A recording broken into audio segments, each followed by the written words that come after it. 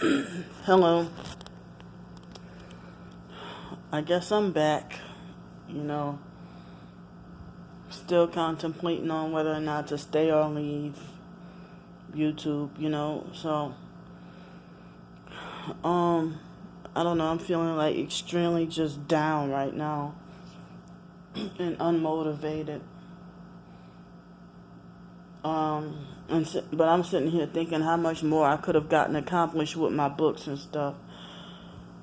But this video I'm gonna talk about how narcissistic abusers like to inspect certain things about their victims. So it's like, well, see here, because it's a self-serve and low-cost hotel, they're supposedly, they sent me a letter of inspection, but that's not what I'm talking about. It was probably a narcissistic CEO or boss that's above the people that work here, probably, who, wants, inspection or something. I don't know. But anyway, but me seeing a note on the door, last month I stayed here for 3 weeks and no talk about, no inspection or nothing. So, and I hate when, it's just like a random unexpected inspection. But at least I was warned in advance, and that's not the kind of narcissistic inspection that I'm talking about.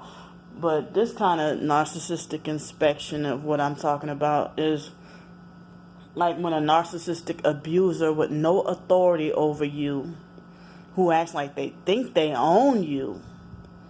This, don't take it that I'm saying that, this note on the door is narcissistic or anything like that. But I would feel nervous anytime there's this inspection, or when I had my place at Section 8 inspections. I always got complimented on how clean everything was and everything. And one time a Section 8 inspector, when I was in Los Angeles, he said, "You must be from Louisiana, huh?" I said, "Yeah, I'm from New Orleans." So, but that's not the kind of narcissistic inspection I'm talking about. Like, say, for example, true example, I was like 22 years old, and the foster sister Shelly, like, I would go buy groceries for myself, and it was after Hurricane Katrina. I was still living with the foster mom at the time. And the foster sister Shelly thought, her and the biological gay brother Mark think they have the authority and the right to, like, inspect the appearance of my house, or like Shelly wanted to try to inspect my groceries, and it happened quite a few times. And then I go buying a whole bunch of, like, healthy stuff, like fruits and vegetables and whatever. And the one little pack of Easter candy I buy, she focuses on that. But those are the same people who tell you that they avoid you because you're negative and you should focus on something positive. But here they go pointing out the one little piece of Easter candy that I have. And the foster sister Shelley made a big deal and bust out laughing. And then that made me feel discouraged and my conscience nagged. For the first time, me trying to eat healthier and spend more money at fake Walmart, trying to eat healthier back in 2006. And then next thing you know, I felt discouraged and went back and feeling depressed and down, and went back and I didn't know about narcissism back then. But and the foster sister Shelly is a certified gang stalking perp too. And so I would feel bad and then go back to overeating on McDonald's or whatever junk or fast food or whatever, So during my teenage years and earlier adulthood, I guess I ate a lot of fast food and a lot of burgers, a lot of cookies, candy, cake, whatever, ice cream and stuff. And I was on those psych meds too that make you crave that kind of stuff. And in 2007, the gay brother Mark, well, between 2007 and 2011, the gay brother Mark would pop up at my house unexpectedly, and snoop through my computer, and then go back and tell the biological mom everything I researched or looked at online. And also in 2006, the foster sister Shelly would snoop through my stuff. It's like violating your privacy, and then you consider is not allowed to have a right to stand up to them or stand up for yourself. But somebody off the street, if you're fearful of standing up to somebody off the street, then they tell you you're stupid, you should have stood up to them. So I'm pretty sure narcissistic abusers and gang stalking perps are doing stuff like trying to inspect, like the video I did a couple of months ago about the I must have some narcissistic abusers trying to inspect my videos, and them giving me thumbs up or thumbs down based on quote unquote how negative the topic is, or they want to act like they're grading me on positivity and negativity of my videos and stuff like that. You don't do that to other targeted individuals. I'm the only one who get treated like this. Just like even with the targeted life, I don't know of any other targeted individuals who really 55 years old and ordered around and bossed around by a 12-year-old child, and then be addressed as little boy or little girl when you're 55 years old, and then be told that you have to do what that 12-year-old child tells you to do, so, and listen to this 12-year-old child who doesn't have life experience or who doesn't know any better and needs correction himself. What they're telling you to do is like leading you on a path to hell and destruction, and they don't have your best interests at heart, and they try to make it like as if the 12-year-old child has more sense than you, and I'm 36, but I'm just using a 55-year-old person as an example. I'm almost 37, August 25th, me and my twin sister, so that's coming up in less than 3 months. So, wow, I can't believe it's almost that time again. And my twin sister would get mad at me having OCD, and her acting like a perp, like doing stuff on purpose just to make me mad, and then she would lie to everybody saying that I'm just monitoring her while she's going about her business, when she's like touching my stuff on purpose just to make me riled up and then think it's funny. But she would do stuff like think she can monitor and secretly follow me around on what, I don't know if she still does it, but try to monitor and secretly follow me around. Like she would find my Twitter and my Tumblr account just so she can use stuff against me and throw it in my face, and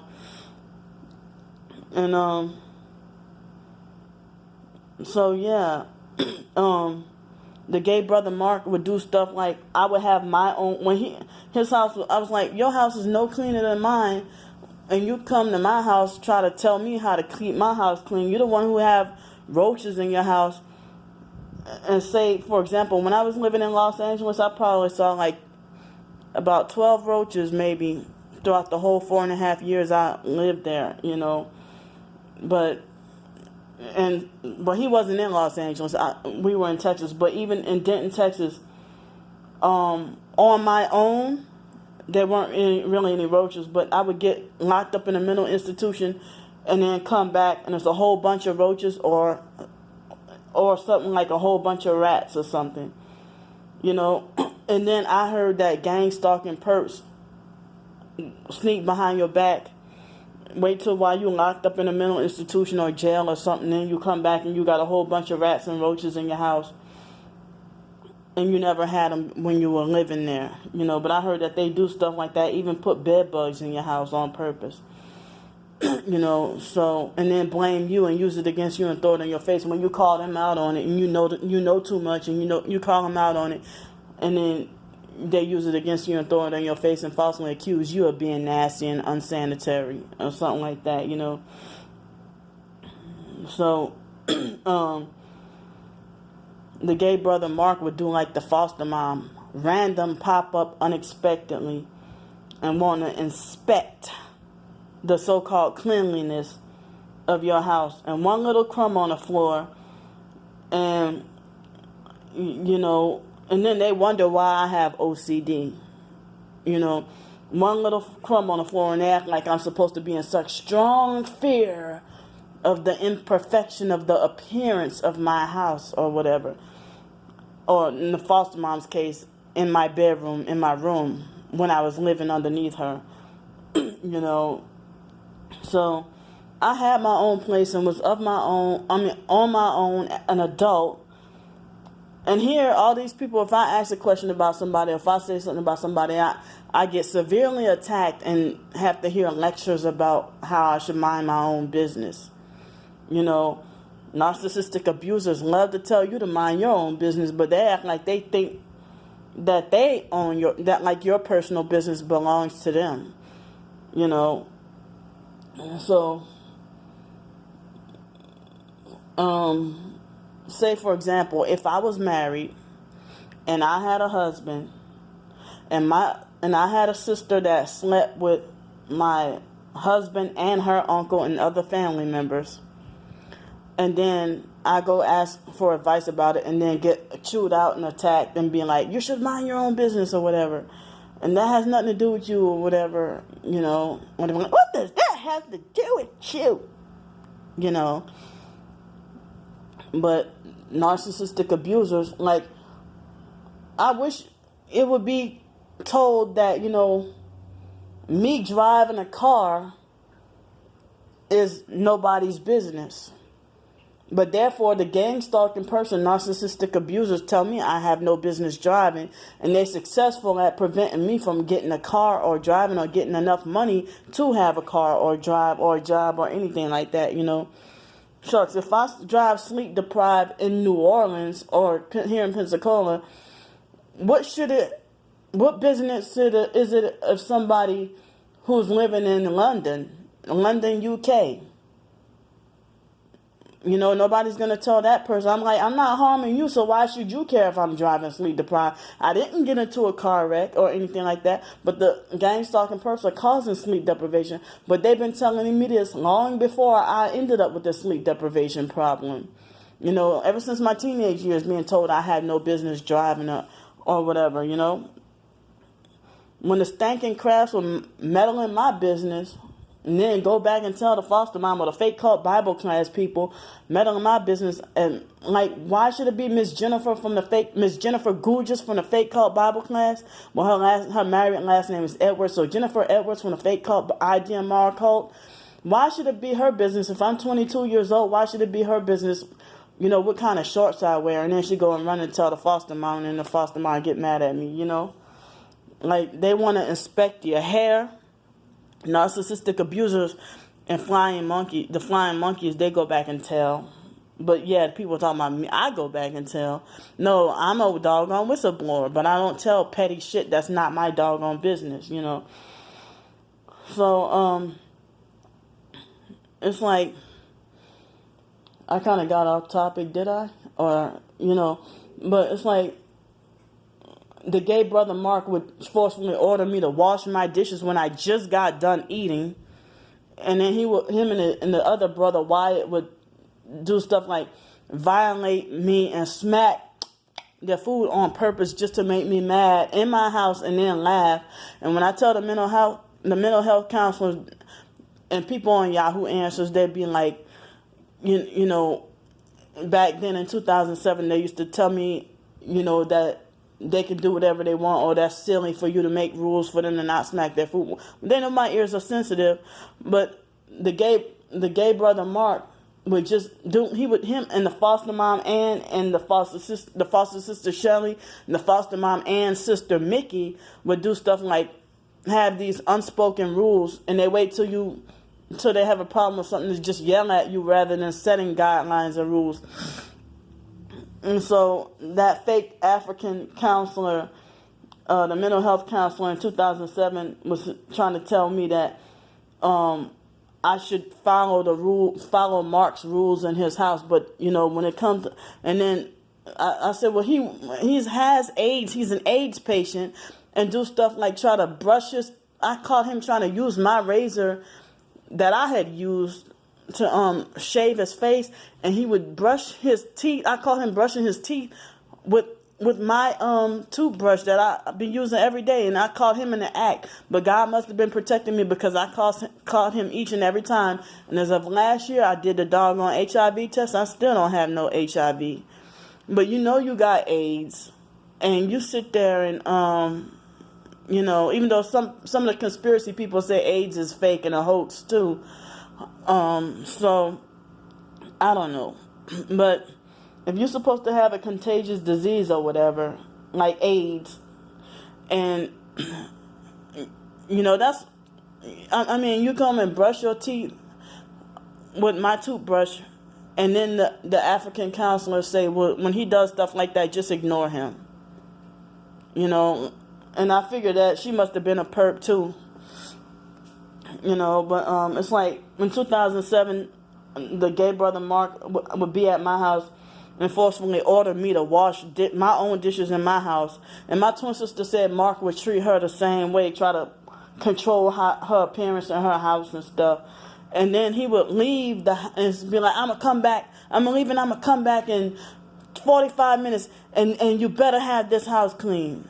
And then leave, and then I don't hear from him for like 3 months. He be gone for like 3 months. And I'm like, well, I just obeyed this retarded fag and cleaned my house just for him.